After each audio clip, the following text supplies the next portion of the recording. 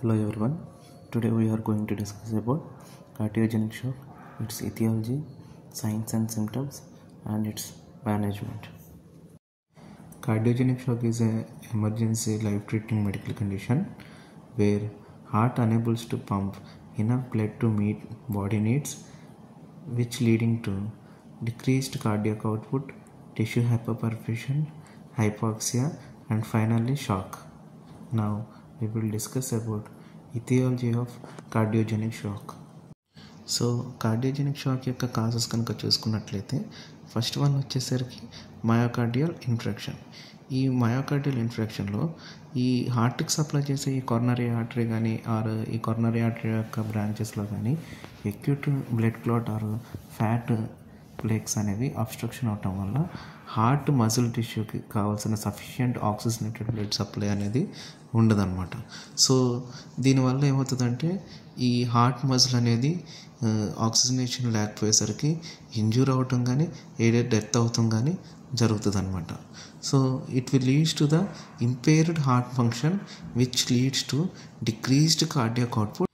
This decreased cardiac output may leads to decreased tissue hyperperfusion, hypoxia, and finally shock. So cardiogenic shock యొక్క second cause చూసుకున్నట్లయితే valvular diseases. ఈ valvular డిసీజెస్కి వచ్చేసరికల్లా aortic or mitral valve stenosis or aortic or mitral wall రీగర్గిటేషన్ అనేది చూసుకుంటూ ఉంటాం అనమాట. ఈ అయోటిక్ ఆర్ మిట్రల్ వాల్ స్టీనోసిస్కి వచ్చేసరికల్లా ఈ వాల్వ్స్ అనేవి నేరో అయిపోయి థిక్ అయిపోయి ఉంటాయి అనమాట. సో ఎప్పుడైతే ఈ వాల్స్ అనేవి నేరో అయిపోయి థిక్ అయిపోయి ఉంటుందో ఫార్వర్డ్ ఫ్లో ఆఫ్ బ్లడ్ అనేది ఉండదు.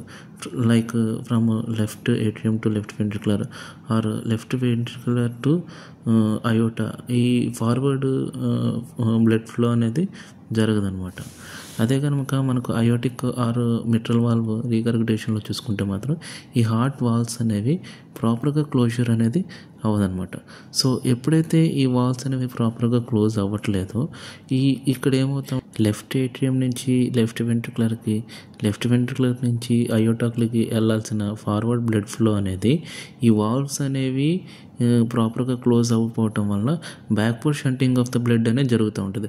లైక్ అయోటా నుంచి మళ్ళీ వెంట్రికులర్లోకి వచ్చి ఫిల్ అవటం కానీ, లేదా వెంట్రికులర్ కాంట్రాక్షన్ అయినప్పుడు ఈ మిట్రల్ వాల్ ప్రాపర్గా క్లోజ్ అవ్వకపోవటం వల్ల మళ్ళీ ఈ లెఫ్ట్ ఏట్రియం అనేది మళ్ళీ ఫిల్ అవటం అనేది జరుగుతూ ఉంటుంది అనమాట.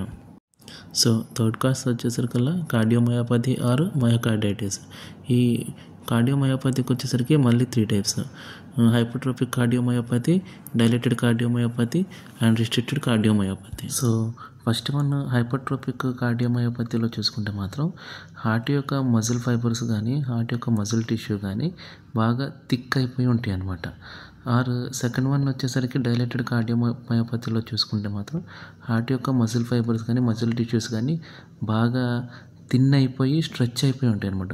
సో ఈ రెండిట్ల వల్ల ఏమవుతుందంటే హార్ట్ యొక్క మజిల్ కాంట్రాక్ట్ అనేది తగ్గిపోతుంది అనమాట. అదే థర్డ్ వన్ రిస్ట్రిక్టివ్ కార్డియోమయోపతికి వచ్చేసరికల్లా హార్ట్ మజిల్స్ అనేవి బాగా స్టిఫ్ అయిపోయి ఉంటాయి అన్నమాట. సో దీనివల్ల ఏంటంటే రిలాక్సేషన్ అనేది జరగదనమాట.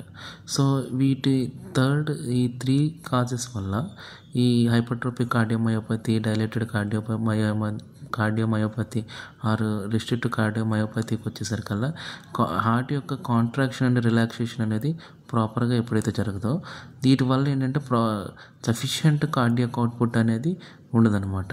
సో ఎప్పుడైతే ఈ సఫిషియంట్ కార్డియాక్ అవుట్పుట్ అనేది చూడమో ఆటోమేటిక్గా డిస్టెంట్ ఆర్గన్ యొక్క tissue hypoperfusion, hypoxia and finally షాక్ని చూస్తూ ఉంటాం అనమాట. అదే ఫోర్త్ వన్ చూసుకున్నట్లయితే అర్థీమియాస్కి వచ్చేసరికల్లా మెయిన్లీ బ్రాడీ అర్థీమియాస్ ఆర్ ట్రాకీ అర్థీమియాస్ అనేవి చూస్తూ ఉంటాం అనమాట. ఈ like ventricular tachycardia or ventricular fibrillations or atrial fibrillations అనేవి చూస్తూ ఉంటాం. ఈ అర్థీమియాస్కి వచ్చేసరికల్లా ఏమవుతూ ఉంటుందంటే హార్ట్ రేట్ అనేది బాగా ర్యాపిడ్ ఆర్ ఫాస్ట్గా ఉంటుంది, లేదా బ్రాడీకార్డియా వెరీ స్లోగా ఉంటుంది అనమాట. ఎప్పుడైతే ఈ ఫాస్ట్ హార్ట్ రేట్ అనేది మనం చూస్తామో ఈ హార్ట్ రేట్ అనేది ఫాస్ట్గా ఉన్నప్పుడు మనకి proper sufficient filling of heart chambers అనేవి ఉండదన్నమాట. సో దీనివల్ల ఏంటంటే సఫిషియంట్ కార్డియాక్ అవుట్పుట్ అనేది ఉండదన్నమాట, which leads to shock. So fifth cause చూసుకున్నట్లయితే స్ట్రక్చరల్ అబ్నార్మాలిటీస్. ఈ స్ట్రక్చరల్ అబ్నార్మాలిటీస్కి వచ్చేసరికల్లా మనం జనరల్గా చూసుకునే atrial septal defects or ventricular septal defects అనేవి. ఈ ఏట్రియల్ ఆర్ వెంట్రికులర్ సెప్టల్ డిఫెక్ట్స్కి వచ్చేసరికల్లా లెఫ్ట్ ఏట్రియం ఆర్ లెఫ్ట్ వెంట్రికులర్లో ఉన్న ఆక్సిజనేటెడ్ బ్లడ్ అనేది ఈ రైట్ ఏట్రియంలో ఉన్న ఆర్ రైట్ వెంట్రికులర్లో ఉన్న డిఆక్సిజనేటెడ్ బ్లడ్తో మిక్స్ అయిపోతూ ఉంటుంది అనమాట. సో ఇక్కడ ఎప్పుడైతే ఈ ఆక్సిజనేటెడ్ బ్లడ్ అనేది డిఆక్సిజనేటెడ్ బ్లడ్తో మిక్స్ అవుతుందో ఈ డిస్టెంట్ ఆర్గన్ ఆర్ రిమైనింగ్ బాడీకి కావాల్సిన సఫిషియంట్ ఆక్సిజనేటెడ్ బ్లడ్ అనేది అవైలబిలిటీ ఉండదన్నమాట. So it will leads to tissue hypoperfusion, hypoxia and finally shock. So sixth cause చూసుకున్నట్లయితే పెరికార్డియల్ టెంపోనెడ్. ఈ పెరికార్డియల్ టెంపోనెడ్కి వచ్చేసరికల్లా హార్ట్ని కవర్ చేస్తూ ఉండే ఈ పెరికార్డియల్ శాక్ ఏదైతే ఉందో ఈ పెరికార్డియల్ శాక్ నిండా ఫ్లూయిడ్ అనేది అక్యుములేట్ అయిపోయి ఉంటుంది అనమాట. సో ఈ అక్యుములేట్ అయిపోవటం వల్ల ఫ్లూయిడ్ అనేది ఈ హార్ట్ మీద ప్రెషర్ అనేది బిల్డప్ అవుతూ ఉంటుంది. సో ఎప్పుడైతే ఈ హార్ట్ మీద ప్రెషర్ అనేది బిల్డప్ అవుతూ ఉంటుందో హార్ట్ యొక్క ఛాంబర్స్ అనేవి సఫిషియెంట్గా fill అవ్వనమాట, which leading to the decreased cardiac output that finally leads to cardiogenic shock. So eighth cause చూసుకున్నట్లయితే కార్డియోటాక్సిక్ డ్రగ్స్. ఈ కార్డియోటాక్సిక్ డ్రగ్స్కి వచ్చేసరికల్లా కీమోథెరపీ డ్రగ్స్ కానీ లేదంటే beta blockers or calcium channel blockers అనేవి వస్తాయి అన్నమాట. అదే నైన్త్ కాజ్ చూసుకున్నట్లయితే సివియర్ హైపర్ టెన్షన్. ఈ సివియర్ హైపర్ టెన్షన్ అనేది కార్డియోజెనిక్ షాక్కి లీడ్ చేయదు, కానీ కొన్నిసార్లు మాత్రం ఈ హైపర్ టెన్షన్ అనేది సివియర్గా ఉండటం వల్ల ఏమవుతుందంటే హార్ట్ మీద ప్రెషర్ అనేది బిల్డప్ అవుతూ ఉంటుంది. సో దీనివల్ల ఏంటంటే హార్ట్ ఫెయిల్యూర్ అయ్యే ఛాన్సెస్ అనేవి ఉంటాయి అన్నమాట. Or in some cases like infective endocarditis or pericarditis also may lead to the shock. Now we will see signs and symptoms of cardiogenic shock.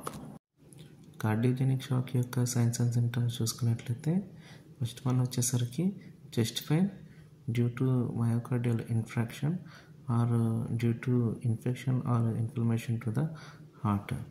And second one చూసుకునేసరికల్లా tachypnoea as an compensatory mechanism due to hypoxia. And third and fourth one చూసుకునేసరికల్లా hypotension and weak pulse due to decreased cardiac output. And fifth one చూసుకున్నట్లయితే cold, clammy or pale skin due to hypothermia. And sixth one చూసుకునేసరికల్లా dizziness, confusion or loss of consciousness due to cerebral hypoxia. Now we will see management of cardiogenic shock. Cardiogenic shock యొక్క management చూసుకున్నట్లయితే ప్రైమరీగా వచ్చేసరికి oxygen therapy or mechanical ventilation if needed and giving supportive medications like vasopressors, inotropes or antiplatelets are blood thinners. And procedures like angioplasty followed by PTCA stenting, and second one is intra-aortic balloon pump, and third one is ECMO procedure, and surgeries like CABG, aortic valve or mitral valve replacement in cases of aortic or mitral valve regurgitation or stenosis, and AHD closure in cases of intra-atrial septal defects. In next video we will see about distributive or vasodilatory shock.